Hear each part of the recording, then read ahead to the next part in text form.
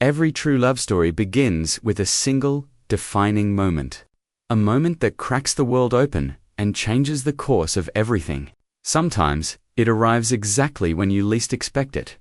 It might be on a rainy night, within the quiet sanctuary of a late-night taxi, or perhaps in the sudden charged silence of an apartment, where two people who thought they knew each other discover a thrilling, unspoken truth. This is a story about vulnerability, about the quiet courage it takes to reveal your heart, and about the kind of powerful love that sneaks up on you when you're not looking. That it follows a young man who never dreamed his boss, that confident, untouchable, and seemingly distant figure, would drop his guard to reveal the one secret that could finally bind their hearts together.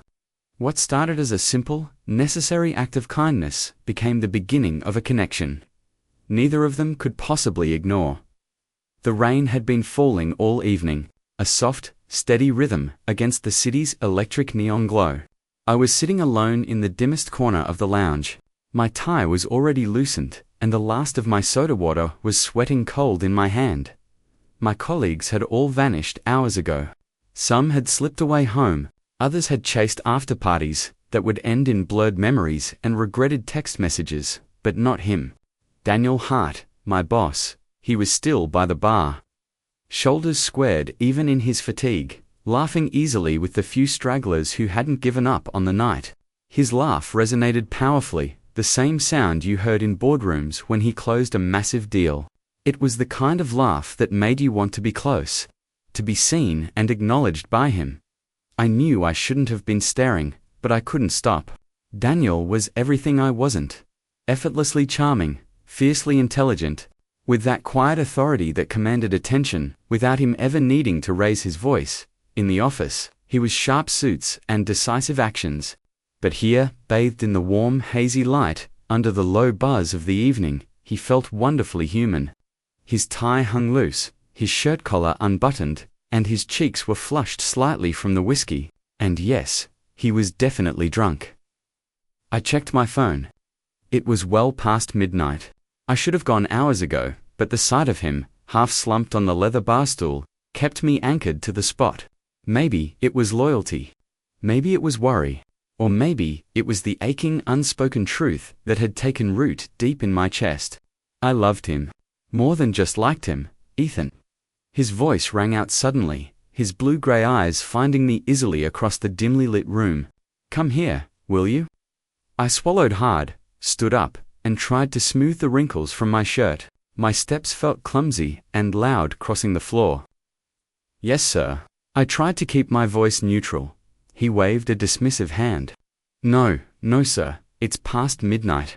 Tonight, I'm just Daniel. His grin was loose, beautifully crooked in a way I'd never seen him allow at work. I let out a nervous chuckle. All right, Daniel, I think you might have had enough. Had enough? He tipped back the rest of his drink with an exaggerated, dramatic flourish, then set the glass down with a heavy thud. Never but. He leaned in close, the scent of whiskey and expensive cologne washing over me. Maybe you're right. My head is already spinning. The bartender gave me a knowing, sympathetic look, silently handing over the responsibility. I sighed. Come on. Let's get you home. His eyebrows lifted slightly. You're taking me home. That is dangerous. His words were slightly slurred, but the playful, suggestive edge was unmistakable. Dangerous for who? I asked, half joking, half exhausted. For you, he whispered. And the intimate tone made my chest seize up. The cab ride started in silence. Daniel leaned against the window, watching the raindrops streak down the glass. His soft, uneven breathing, telling me he was fighting off sleep. Then, he spoke. You're a good guy, Ethan. His voice was low, thoughtful. You always look out for everyone else. I noticed that, I turned, surprised. You notice? His eyes met mine in the reflection of the glass. More than I should. The words hung heavy and confusing in the small space between us.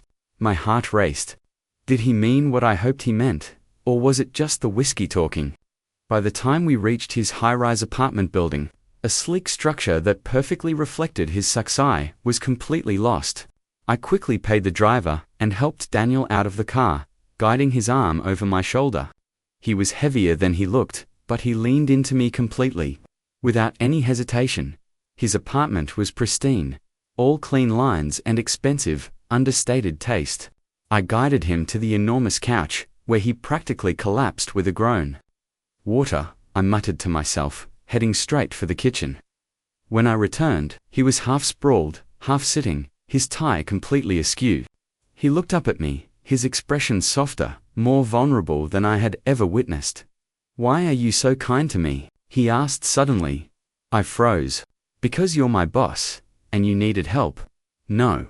He shook his head, his voice firm despite the alcohol. "It's more than that. You care, you genuinely care. Nobody does that for me." I set the glass down on the coffee table, a rush of unspoken emotion tightening my throat. "You deserve it," I said quietly. He just looked at me for a long, heavy moment, and then, "Ethan," he whispered, "if I tell you something, promise me you won't walk away." My breath caught. "I promise." His next words would change everything. The room was silent, save for the low, distant hum of the city and the rain tapping against the tall windows. I stood frozen, the glass of water untouched between us, my heart hammering so loudly I wondered if he could hear it. Daniel's gaze was unwavering. For the very first time since I'd known him, he wasn't wearing his armor of authority. He was stripped bare in a way that felt intensely raw and unguarded. "What is it?" I finally managed, my voice hushed. He exhaled, running a bracing hand down his face. "I shouldn't be telling you this. Not tonight. Not like this." My chest tightened painfully. "Then don't owe me anything." "But I want to." His eyes flicked back to mine, piercing even through the haze of the night, ... because I don't know if I'll have the courage tomorrow. I swallowed hard, fighting to keep my breathing steady. "Okay, then tell me." For a long moment, he was silent, his hand resting limply on his knee. Then, in a voice barely above a whisper, he finally spoke. "I like you, Ethan, more than I should. More than I've ever let myself admit." The words landed like a physical blow. My world tilted. I blinked, certain I hadn't heard him correctly. "What?" He gave a shaky, hollow laugh, though his eyes held no trace of amusement. "I know, completely inappropriate, right? The boss, liking his employee. It sounds like the start of a terrible scandal." I couldn't breathe. My mind was spinning, flashing through every late-night meeting, every shared electric glance in the office, every tiny moment I'd secretly hoped meant something more. "You're drunk," I managed, my voice trembling wildly. "You don't mean that." But he leaned forward, his hand brushing mine where it rested on the couch cushion. The touch was warm, deliberate, impossible to ignore. "I mean it," he whispered, his voice intense. "I've been trying not to for months, but sitting across from you every day, watching the way you care about people, the way you look at me when you think I don't notice, Ethan. It's impossible not to feel this." My pulse hammered in my ears. He noticed. He had seen right through me all along. "I don't know what to say," I admitted, my voice a shaky thread. "Say you don't feel the same, and I'll drop it." His jaw clenched, his vulnerability stark and naked in that moment. Say the word, and I'll never bring it up again. But I couldn't, because it wasn't true. Instead, the words slipped out, a confession I'd been holding onto for far too long. "I do feel the same." His eyes widened. Just slightly, as though he hadn't dared to expect me to admit it. "I've been trying to hide it," I continued, my throat tight with emotion. "Because you're my boss. Because it felt impossible. But Daniel, I like you too. More than I should." The silence that followed was thick and utterly charged. His hand inched closer, his fingers brushing mine with sudden, intoxicating certainty. "You don't know what you've just done to me," he murmured. "Then tell me." And then, he kissed me. It wasn't rushed or messy. It wasn't the desperate fumbling of a drunken impulse. It was slow, hesitant, like he was asking a profound question with his lips, and waiting for my answer. I answered him. My hand found his jaw, the faint stubble rough beneath my palm. His lips were warm, tasting faintly of whiskey, but underneath that, there was something electric. Something deeply real. When we finally pulled apart, we were both breathless. His forehead rested against mine, his hand gently cradling the back of my neck. "This isn't a mistake," he whispered. "Tell me it's not." "It's not," I said, my voice firm, even as my heart raced in disbelief. As the minutes passed, and the weight of what had just happened began to sink in, reality crept back. He was still my boss. I was still his employee. The boundaries we had just shattered loomed like dark shadows at the edge of the room. "Daniel," I began carefully, "what happens now?" He leaned back, scrubbing a hand through his hair. "I don't know. I didn't plan for this. I just couldn't hold it in anymore." I moved to sit beside him, twisting my hands in my lap. "We can't let this ruin everything. Your career, mine." "I know." His eyes softened, filled with a sincerity that nearly undid me. "But I also know I don't want to pretend anymore. Not with you. We'll figure it out," I whispered. "Promise me something, Ethan." His gaze locked with mine, steady despite the lingering alcohol. "Don't run from this. Don't run from me." "I won't," I said, surprised by how absolutely certain the answer felt.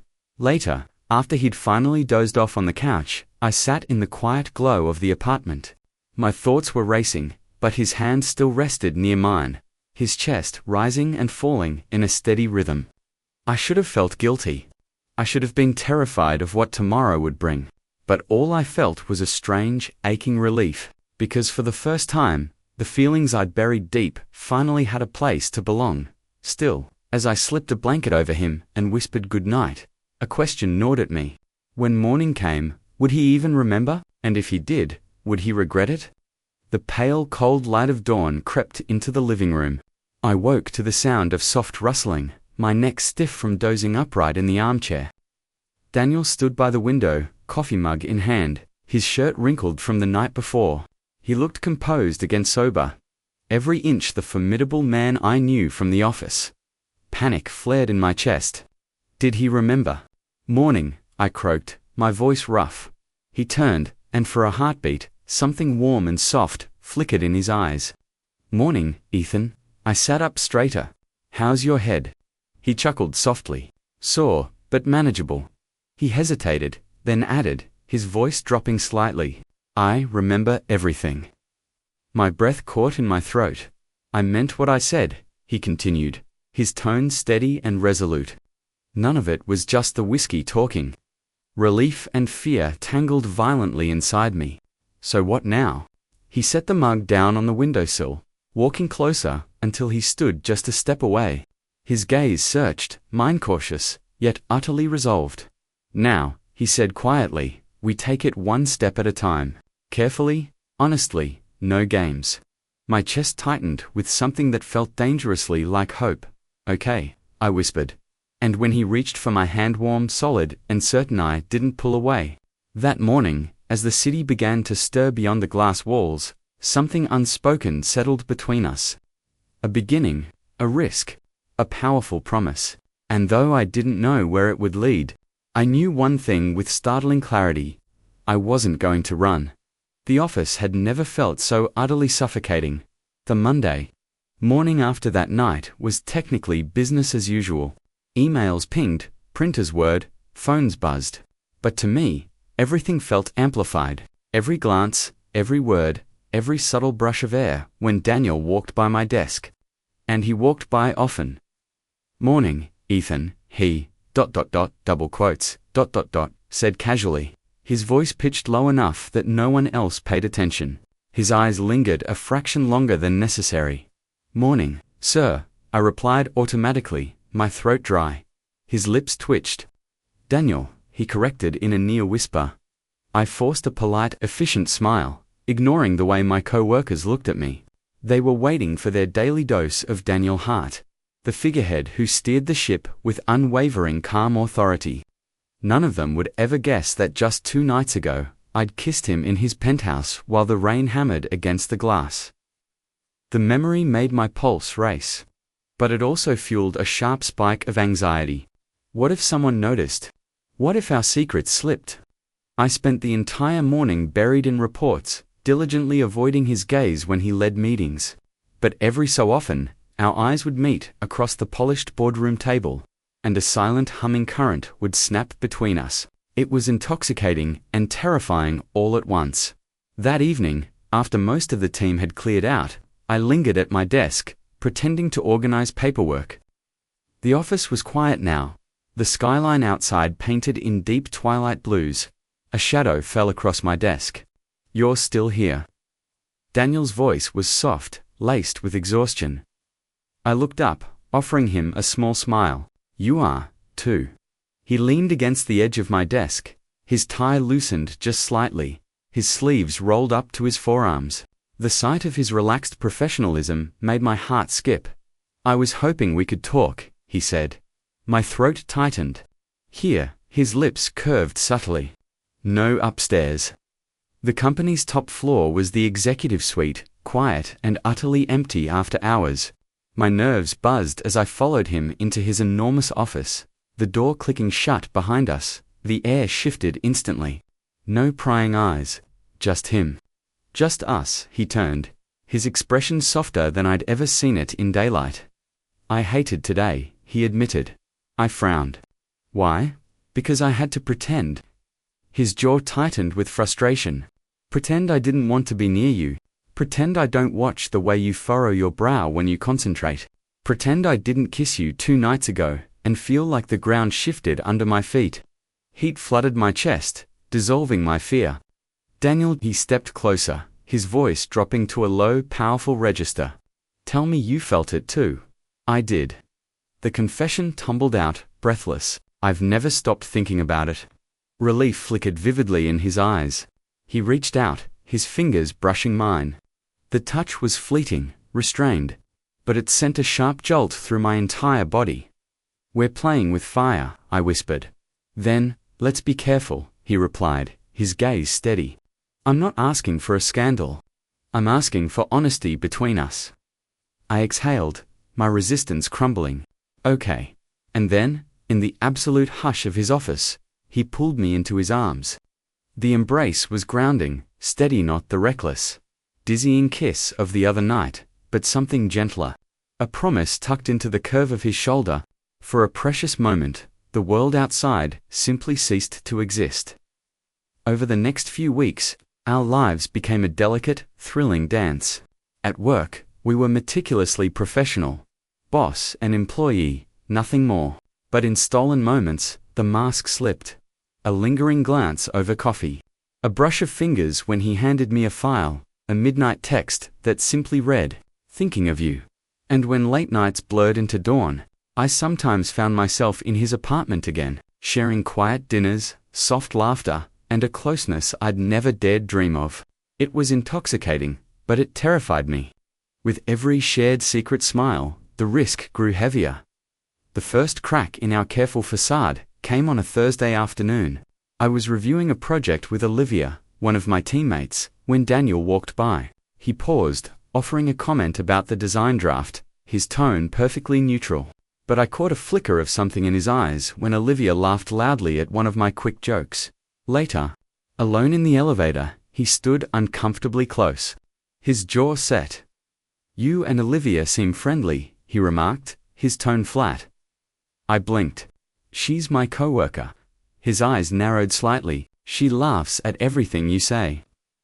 I stared at him, stunned. "Are you jealous?" The elevator doors opened. He didn't answer, instead, striding out with tightly clipped steps. That night, he didn't text me. The silence stretched painfully into the weekend. I paced my apartment, torn between frustration and deep longing. He had been the one to push for honesty, and now he was retreating because of something so trivial. By Sunday evening, I couldn't stand it anymore. I called him. He answered after a long pause. "Ethan," his voice was weary. "Are you going to tell me what's wrong?" I demanded, trying to keep my own tone calm. There was a long sigh on the other end. "I don't like the way it feels, seeing you with someone else, even if it's nothing." My heart softened instantly.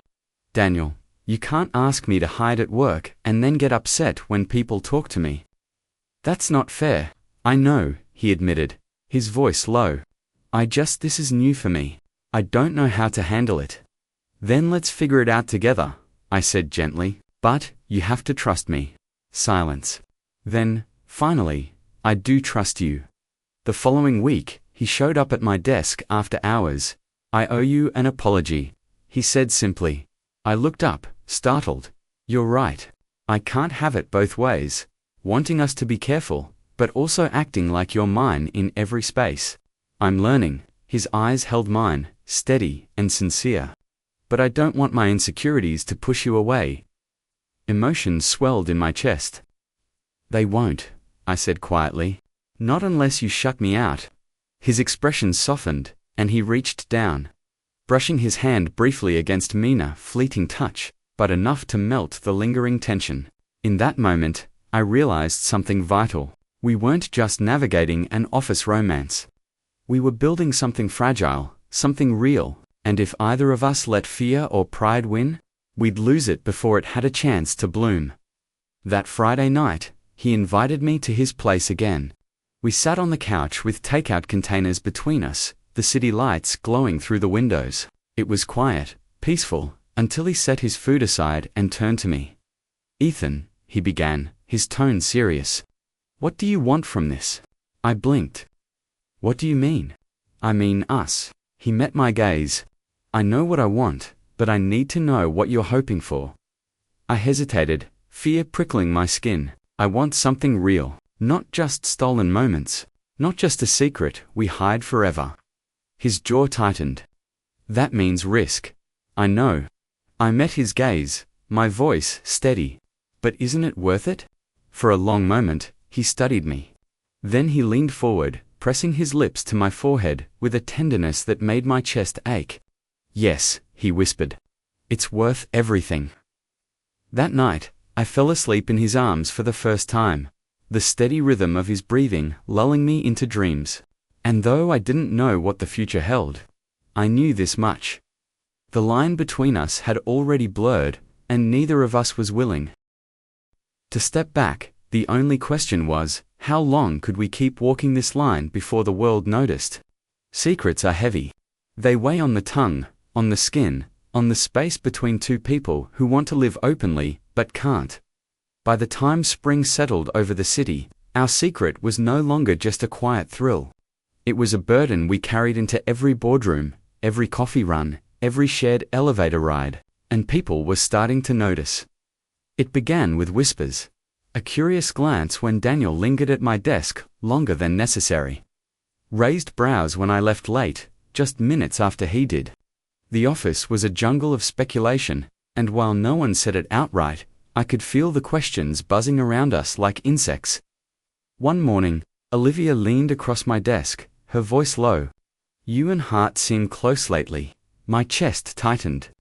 He's my boss. She smirked, unconvinced. Sure. Just don't forget the rest of us exist when he calls you into those late-night strategy sessions. I forced a brittle laugh, but her words lingered long after she walked away. That evening, I brought it up to Daniel while we sat in his apartment, the city glowing below us. People are noticing, I said quietly. He set down his glass of wine, his expression ... double quotes ... thoughtful. Let them notice. My stomach nodded. It's not that simple. If someone says the wrong thing to HR, Ethan, his voice was firm, but his hand found mine across the couch. I won't let anyone hurt you over this. I wanted to believe him, but part of me knew there were battles even he couldn't fight. The storm broke sooner than either of us expected. It was a Tuesday afternoon when the email landed in my inbox. An anonymous message. My blood ran cold. My vision blurred as I read it again, my hands trembling. No name, no signature. Just words sharp enough to slice through the fragile world we had built.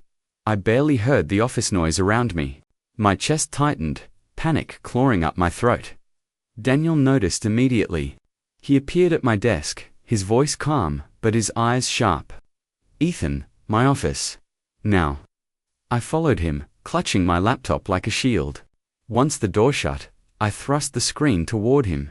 Look, he scanned the email, his jaw hardening, his expression darkening with cold anger. He set the laptop down carefully, too carefully. It doesn't matter who sent it. What matters is how we handle it. What if they go to HR? What if the board finds out? My words tumbled out, raw and frantic. This could ruin everything. He stepped closer, his hands resting firmly on my shoulders. Listen to me. I don't care what they say about me, but I care what this does to you. His eyes burned with intense resolve. If this becomes public, they'll call you names. They'll question your integrity.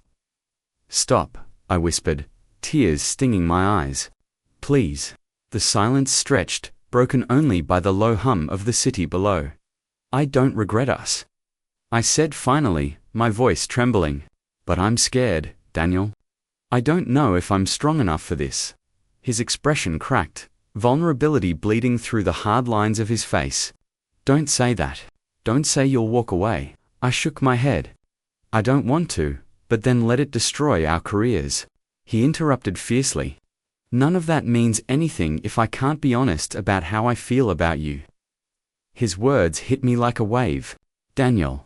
But before I could finish, he pulled me into his arms, holding me so tightly, it felt like he was trying to anchor me to the ground. Whatever happens, he whispered into my hair, we face it together. No more hiding. No more fear. And though the world outside felt like it was crashing in that moment, held against him, I believed him. The next day, the tension was palpable. Whispers flitted through the office like smoke, curling into corners. Impossible to ignore. Daniel called a meeting late in the afternoon. The entire floor gathered, openly curious. I stood at the back, my stomach churning as he addressed the team. I want to remind everyone, he began, his voice steady and powerful, that this company thrives on respect and integrity. Gossip undermines that. Anonymous messages, rumors, they have no place here. His gaze swept the room, sharp and commanding. If anyone has concerns, my door is open. But let me be clear. Personal attacks against colleagues will not be tolerated. A murmur ran through the group. No one met his eyes. When the last person filed out, I approached him. That was risky. His lips curved slightly. Sometimes you have to remind people who's in charge. And if they figure it out anyway, he stepped closer, his voice dropping to an intimate whisper. Then I'll tell them the truth, that I fell for someone I wasn't supposed to, and I don't regret it. My chest tightened with a dangerous mix of fear and soaring pride. That night, I couldn't sleep. The email replayed in my head, the whispers, Daniel's fearless declaration. At 3 o'clock in the morning, I sat on my balcony, the cool night air brushing my skin. My phone buzzed. A message from Daniel. You awake? Yeah, can I come over? 5 minutes later, he was there, standing in the doorway, in a hoodie and jeans. His hair tousled, like he hadn't slept either. Without a word, he pulled me into a hug. And for the first time in days, I let myself fully breathe. I hate this, I admitted against his chest. I hate the secrecy, the fear, but I can't lose you. You won't, he murmured. Not unless you push me away. And I don't think you will. I looked up at him, my throat tight. How can you be so sure? Because I've seen the way you look at me. His hand cupped my jaw, his thumb brushing my cheek. And it's the same way I look at you. The kiss that followed wasn't gentle. It was desperate, raw, charged with every fear we faced and every promise we shared. When we finally broke apart, breathless, he pressed his forehead to mine. Let them talk, he whispered. I'm done hiding. The next morning, something inside me had fundamentally shifted. Walking into the office, I no longer kept my gaze down. I no longer flinched when people whispered. Because deep down, I knew Daniel was right. Whatever storm was coming, we would weather it together. And as I glanced across the floor to where he stood, tall and steady, his eyes meeting mine with a flicker of warmth no one else noticed, I realized something profound. Love wasn't just about the quiet nights and whispered promises. It was about standing firm when the world tried to tear you apart, and I was ready. The boardroom meeting was the final test. The senior director cleared her throat, her voice carefully pitched. Daniel, I think we need to address something that's been circulating. The air snapped taut. My stomach plummeted. Daniel leaned back in his chair, calm but unyielding. Go on. There are rumors about you and a member of your team. The silence that followed was heavy, the tension almost audible. Rumors, he repeated evenly. Unsubstantiated talk. Do you believe them? The director faltered. It's not about what I believe. It's about perception. If clients catch wind of this, Daniel's voice cut through the room, sharp and commanding. I don't govern my personal life based on whispers. My work, my results, my leadership, those are facts. Gossip is not. His gaze swept the table. Unless anyone has a legitimate concern about my performance, this conversation ends here. No one spoke. The meeting stumbled on, but the message was clear. Daniel wasn't going to bend to rumor that evening. In the quiet of his apartment, I said, "You were bold today." He shrugged. I've built my career on boldness. Why stop now? He turned, his gaze softening. But I worry about you. I stepped closer. Don't. I knew what I was stepping into when I kissed you. A faint smile tugged at his lips. You think you kissed me? I remember it the other way around. I laughed, but my voice quickly turned serious. Daniel, I don't want to hide anymore. Not from them, not from anyone. His expression sobered. You're sure? Yes, my voice was steady. If this is real and it is, then I want to live it in the open, even if it costs us. For a moment, he just looked at me, something raw and unguarded in his eyes.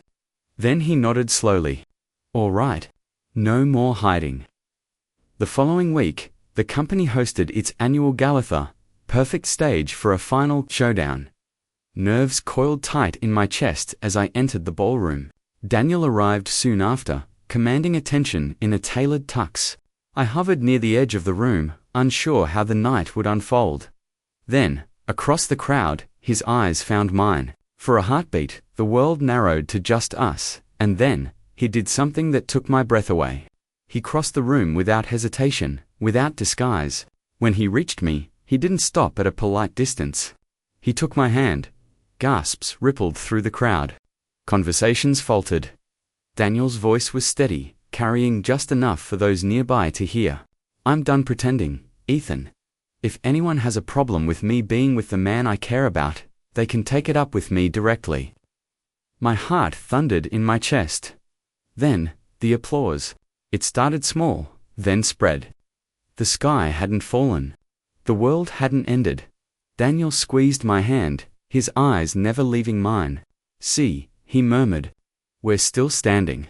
Together, I whispered back. The days that followed weren't perfect. There were still raised eyebrows and an awkward HR meeting that ended with a long list of rules. But there was also freedom. No more hiding glances. No more sneaking out minutes apart. We were careful, but outside those walls, we were simply ourselves. Months later, we sat on his balcony, the summer air warm around us. You know, he said thoughtfully, if someone had told me a year ago I'd be here with you, I wouldn't have believed it. I smiled, leaning into his side. If someone had told me my boss would fall for me, I'd have laughed. He chuckled, pressing a kiss to the top of my head. Strange, isn't it, how the best things in life come when you least expect them? Strange, I agreed softly. And perfect. A year later, we returned to the company gala. Same chandeliers, same glittering crowd. But everything had changed. Daniel leaned down, his lips brushing my ear. Still dangerous, you know, taking me home that night. I laughed, squeezing his hand. Best risk I ever took. He smiled. That rare, unguarded smile that still melted me every time. And as the music swelled and the city lights glittered, I realized something simple, something true. I had taken my drunk boss home one rainy night, and instead of losing everything, I had found the one thing I never knew I needed.